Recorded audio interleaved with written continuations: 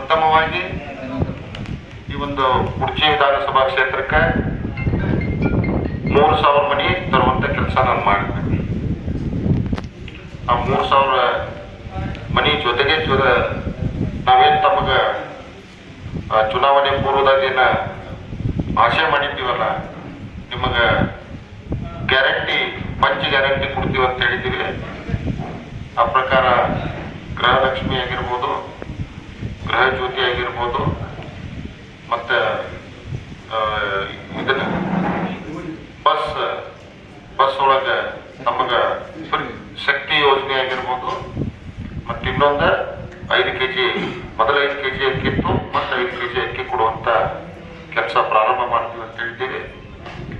ಇನ್ನೊಂದು ಡಿಪ್ಲೊಮಾ ಮುಗಿದವ್ರಿಗೆ ಮತ್ತು ಡಿಗ್ರಿ ಮುಗಿದವ್ರಿಗೆ 1,500 ಮತ್ತು 3,000 ಕೊಡ್ತೀನಿ ಅಂತ ಹೇಳಿ ಅವತ್ತು ನಿಮ್ಮ ಕಡೆ ಹೇಳಿ ನಿಮ್ಮ ಆಶೀರ್ವಾದವನ್ನು ತಗೊಂಡಿದ್ದೀವಿ. ಅದೇ ಪ್ರಕಾರವಾಗಿ ಇದು ಗ್ಯಾರಂಟಿಯನ್ನ ಸರ್ಕಾರ ಬಂದ 3-4 ತಿಂಗಳೊಳಗನೆ ಆ ಒಂದು ಯೋಜನೆಯನ್ನು ಚಾಲೂ ಮಾಡಿ ಇವತ್ತು ಪ್ರತಿಯೊಂದು ಮನೆಗೂ ಕೂಡ, ಪ್ರತಿಯೊಂದು ಕಾಡಿಗೂ ಕೂಡ 2,000 ರೂಪಾಯಿ ಕೊಡುವಂತ ಕೆಲಸ ನಾವು ಮಾಡತ್ತೀವಿ.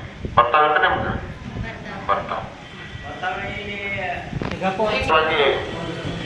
ಚುನಾವಣೆ ಮುಗಿದ 6 ತಿಂಗಳಿಗೆ ನಾನು ಈ ಒಂದು ನಮ್ಮ ಕ್ಷೇತ್ರಕ್ಕೆ 3,000 ಮನೆ ತರುವಂತ ಕೆಲಸ ಮಾಡಿದ್ದೀವಿ. ಆ 3,000 ಒಳಗೆ ವಿವಿಧ ಗ್ರಾಮಗಳನ್ನ ಬಿಟ್ಟು ತಮ್ಮ ಗ್ರಾಮಕ್ಕೆ 260 ಮನೆ ಕೊಡುವಂತ ಕೆಲಸ ಮಾಡಿದ್ವಿ. ಆ 260 ಮನೆ ಒಳಗಡೆ 122 ಮನೆ ಇವತ್ತು ತಮಗ ಹಕ್ಕು ಪತ್ರ ಕೊಡುವಂತ ಕೆಲಸ ಮಾಡತ್ತಿದ್ದೀವಿ. ಇನ್ನು ಉಳ್ಕಾದ ಇನ್ನೊಂದು ಸ್ವಲ್ಪ ದಿವಸದಾಗ ಮೊನ್ನೆ ನಾನು ಸಂಬಂಧಪಟ್ಟ ಮಂತ್ರಿಗಳಿಗೆ ಭೇಟಿಯಾಗಿ, ಸಂಬಂಧಪಟ್ಟವರಿಗೆಲ್ಲ ಭೇಟಿಯಾಗಿ ಅದನ್ನ ಆದಷ್ಟು ಜಲ್ದಿ ಇನ್ನೆಂಟು ಮನೆ ಉಳಿದಾವಲ್ಲ ಅವು ಕೂಡ ಅಪ್ರೂವಲ್ ಆಗಿ ಬರ್ತಾವು. ಮತ್ತು ತಮ್ಮ ಗಮನಕ್ಕಿರಲಿ. ಯಾಕಂತಂದ್ರೆ ಮೊನ್ನೆ ನಾವು ಅಳಗೋಡಿ ಒಳಗೆ ಈ ಒಂದು ಹಕ್ಕು ಪತ್ರ ಕೊಡುವಂತ ಸಂದರ್ಭದಾಗ ಯಾರೋ ಒಬ್ಬ ಹುಡುಗ ಬಂದ ಮೇಲೆ ಅಪಾದ್ಯ ಮಾಡಿದ.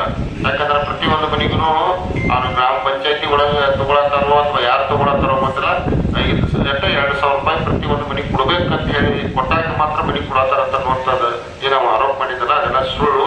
ಇವತ್ತು ತಾವು ಯಾರಿಗಾದ್ರೂ ದುಡ್ಡು ಕೊಟ್ಟಿದ್ದೀರಿ? ಯಾರಿಗೂ ಕೊಟ್ಟಿಲ್ಲ. ಅದಕ್ಕೆ ಯಾರು ಹೇಳಿದ್ರು ಕೊಡಕ್ ಹೋಗ್ಬೇಡ್ರಿ. ಇನ್ನು ಉಳ್ಕಾದ್ರು ಏನು ಪೆಂಡಿಂಗ್ ಉಳ್ದಾವಲ್ಲ, ಆ ಪೆಂಡಿಂಗ್ ಉಳ್ದಾವು ಅದಕ್ಕೂ ನಾವು ದುಡ್ಡು ಕೊಡ್ತಿರ್ತೀವಿ ಅಂತ ಹೇಳಿ ಯಾರು ಕೇಳಿದ್ರು ಕೂಡ ನೀವು ಯಾರು ದುಡ್ಡು ಕೊಡಕ್ ಹೋಗ್ಬೇಡ್ರಿ. ಅದನ್ನ ತಮ್ಮ ಗಮನಕ್ಕಿರಲಿ.